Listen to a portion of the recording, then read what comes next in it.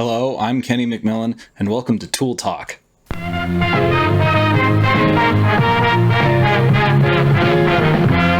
Today for Tool Talk, we're going to be discussing the Nanlite PavoTubes, which are these 4-foot plastic LED RGBW tubes. They have a lumens rating of 2850 and will last you for about 2 hours, which isn't a lot, but they do recharge pretty quickly and can be powered through this little chargy hole as you run them instead of just having it as a chargy hole. An article I wrote for ProVideoCoalition.com about the Quasar 12-inch 10QS number could not do that, although that was USB powered. Anyway, all the instructions and the information is written on the back here. To wit, it has a color temperature between 2700 and 6500 Kelvin, which is lovely. A CRI of 95, which having used these, I would say is probably accurate, and an LED amount of 800. I don't know what that means. On this side, there's instructions, tells you how the menu, all these buttons here work. Tells you how to run through the menu. Honestly, that is all quite intuitive. There's nothing insane going on here. Let's turn that down. This does have a nice little rubber cap over the power thing. You've got a nice little LCD screen here that tells you what's going on. That's entirely legible. CCT is what gets you your regular color temperatures. HSI is what gets you your fancy Mace Windu looking situation, and then RGB, when you click it, is just a cycle mode, which I personally don't think I would ever use, maybe for events or something, but I think that's more of an events thing, not a film thing. So really all you're going to be using is CCT and HSI. There's also special if you want to do this kind of thing. You think you're going to use it, but you don't. So to test these out, I reached out to my friends Mark Pelly and Corey Gray to see if they had anything they wanted to shoot, and they had come up with a couple really quick run and gun scenarios that they wanted to do. Well, there wasn't much running. We had the locations. Quick videos nonetheless, which I figured these lights would be perfect for. Generally, I would set them up the way that I have them set up now, which is one sort of overhead as a top light, one as a key, like I have here, and then one as a back, leaving you with this as a utility light, background, more, face light, whatever.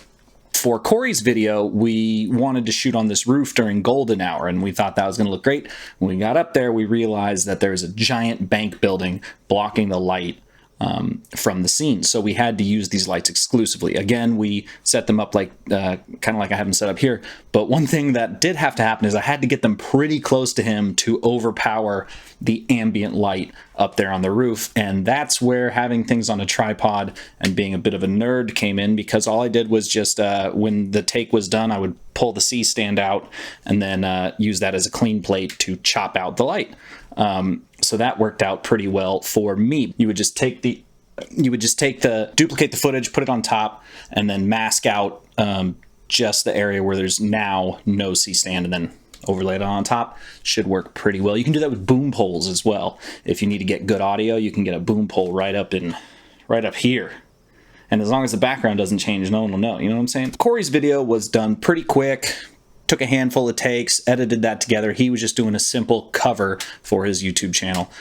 Mark's video isn't actually done yet. We've got it up here on the big Hollywood scenario that I've got going here in my office. We had a slightly more interesting location in the form of rhythm room. There's a lot of good random little looks, so we would just place Mark in those areas, light it pretty, and then have him play the song. It was nice and quick. We just kept 2 of these tubes here on the C-stands being held by the Kupo fluorescent tube holders. These are T12 size, so any of those standard kind of T12 adapters were Kino tube holders or whatever you want to use, or gaff tape. Everyone's taped a tube to a wall at some point in their life. Nanlite, the makers of the PavoTubes, do include 2 types of mounting options with their lights. One is a braided cable, so you can hang it. I mean, you could use that for a lot of things, honestly. That's not too bad. This plastic clamp, they give you a handful of these in the 4-tube kit that I was given, which by the way comes in a very nice like shoulder holder. where all four plus the cables plus the power plus all the adapters all just roll up into a very thin tube. I really like that little travel case. It's very nice. It is foam, so it's not going to take a huge impact, but the lights themselves are quite resilient, so whatever. It's got 2 1/4-inch screws on the back, and it's got a little rubber patch, so when you do put it on here, it's not going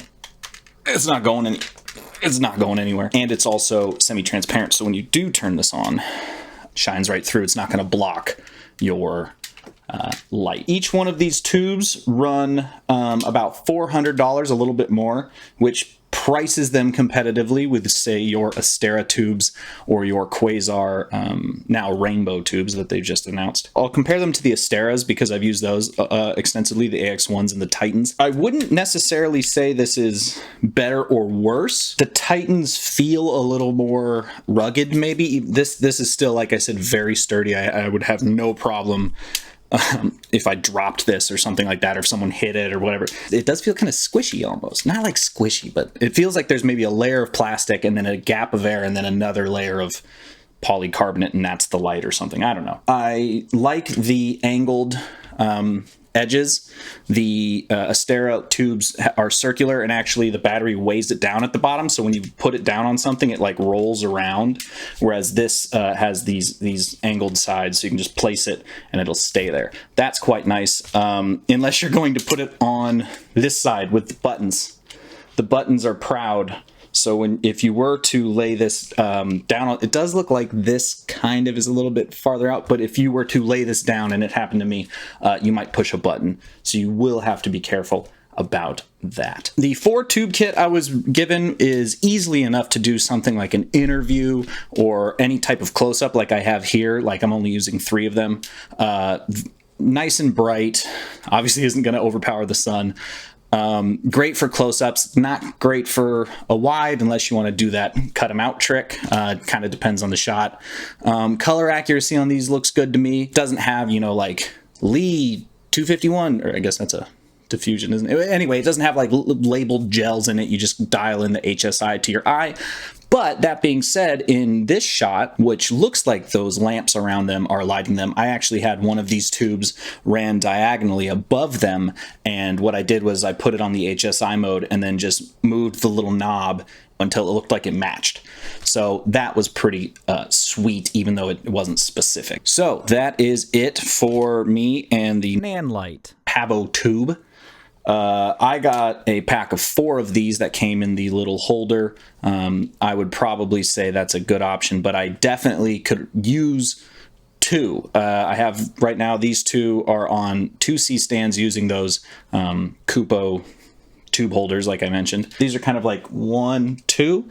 So if you have the chargy ends pointed at each other, then you can use the 1 power cable, which is incredibly long, like probably over 20 feet, and the splitter that is included with it to plug into those 2 that are kind of close to each other and charge them / use them running AC power. I really like the length of that cable. I forgot to mention that. It's very long, which is great. And the little power brick comes in a sack that you can just hang off of one of the knuckles on your C-stand. So if you're in the market for LED tubes, give the Nanlite PavoTubes a look. They come in a 4-foot like this and a 2-foot version, both of which are available at Filmtools right now. So if you'd like, you can head on over there and take a look at them. I hope you found this informative and entertaining, and I will endeavor to make it worth your while to check in with us in the future as we go forward. So thanks again for watching. I'm Kenny McMillan, and I will see you next time on Tool Talk.